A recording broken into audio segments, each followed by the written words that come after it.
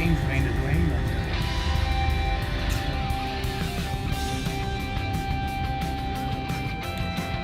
Off to another adventure? Where to? Well, stay tuned.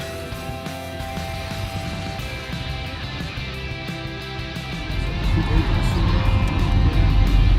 dan gewoon hapje eten.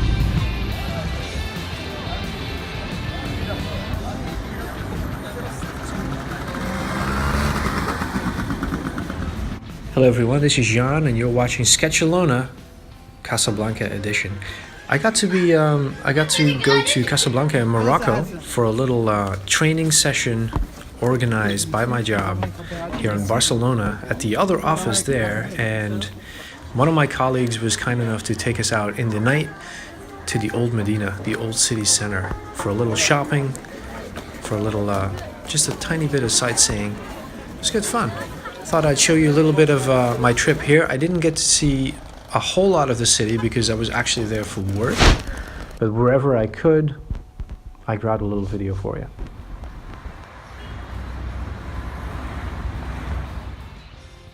So what did I learn in my very short stay? That this is a city of millions and millions of people, and because of the history of empires expanding and retracting their borders, the Spanish name is because of all the houses used to be in white, as opposed to, say, the most famous city, Marrakesh, for tourists that is, where all the houses are painted in red.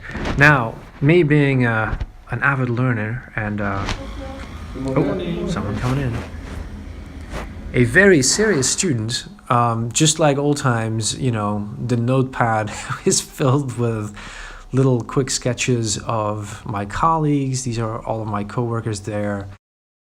Our instructor who flew in from Brussels, who's there for a couple of weeks actually, because he's lucky.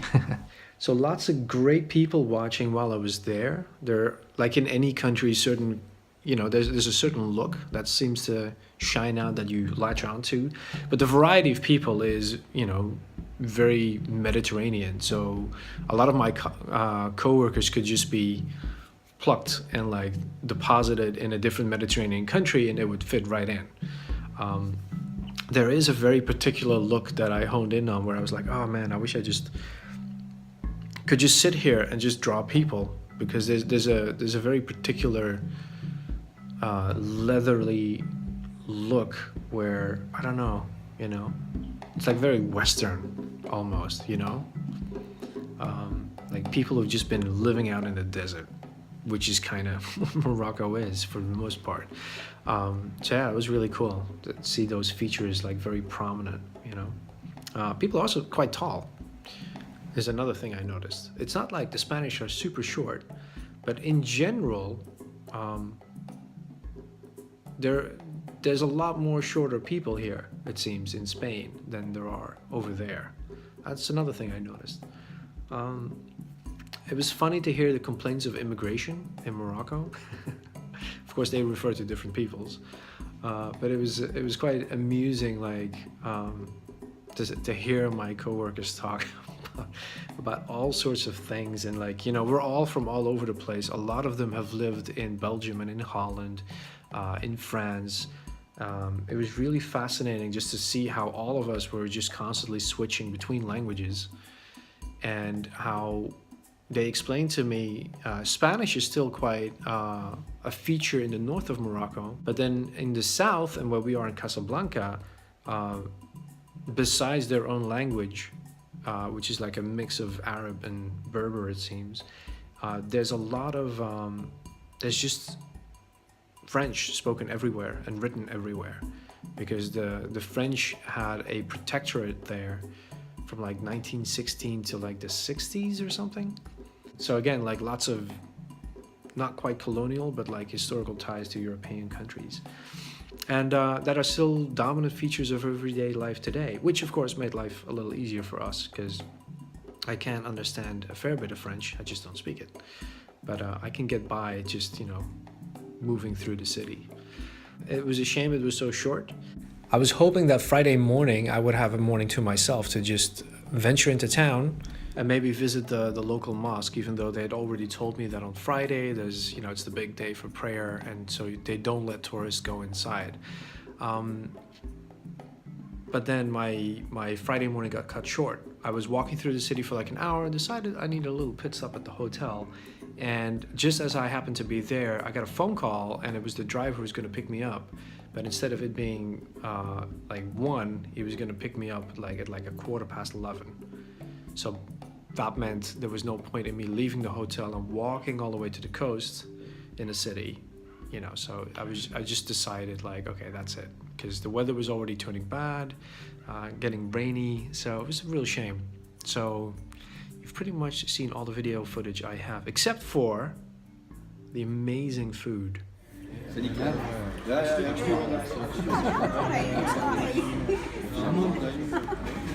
Merci.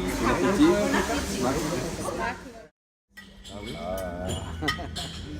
grand. C'est la taille de la pizza XXL. Ça, c'est vraiment... Ouais.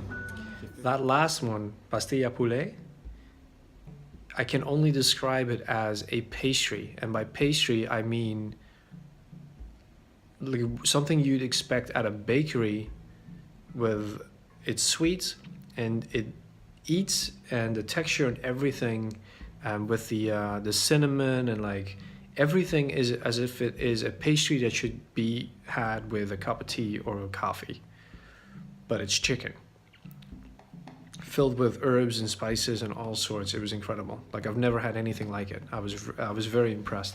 Rafisa, the first one, was also amazing, but put me in a food coma for the rest of the day, as they had warned me. But it was so tasty, I could not help but try and finish as much as I possibly could. But it's another dish. It's lentils with chicken and lots of herbs.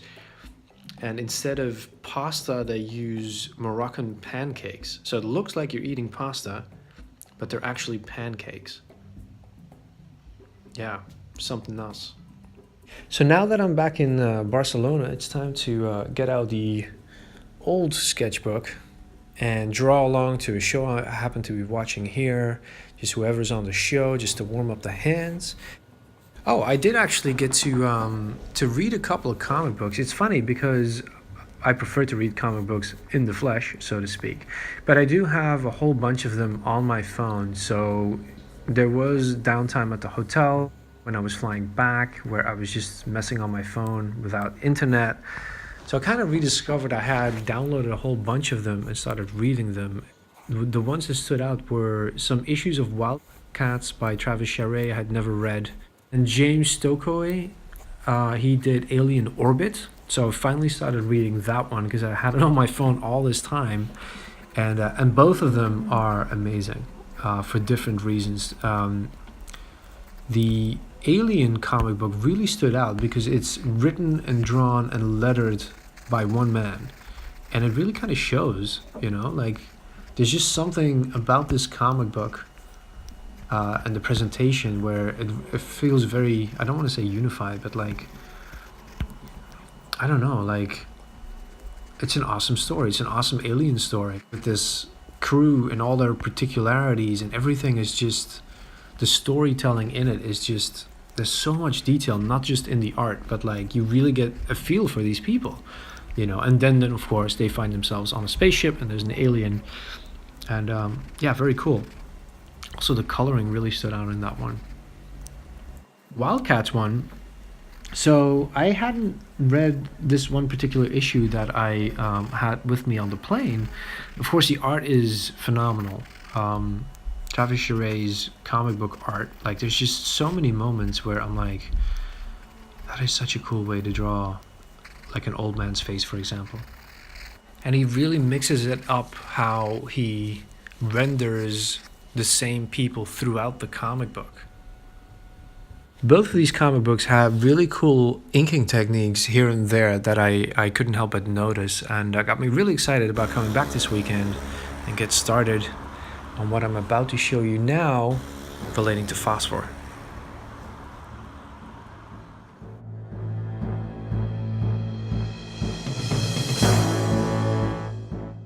My eyes are getting worse. But hey, last week I showed you how I made this page, and I have been continuing on to the next one. This is the Rough Inks version of some time ago, and this is the new page in inks that I have very mixed feelings about. On the one hand, there's some cool art here. On the other hand, I very much remember the feeling when I was making it, and at every panel along the way, I had that, holy, I just ruined it feeling, you know, where I went too far. There's gonna be some touching up here for sure. Like for example, I think this is a little too much.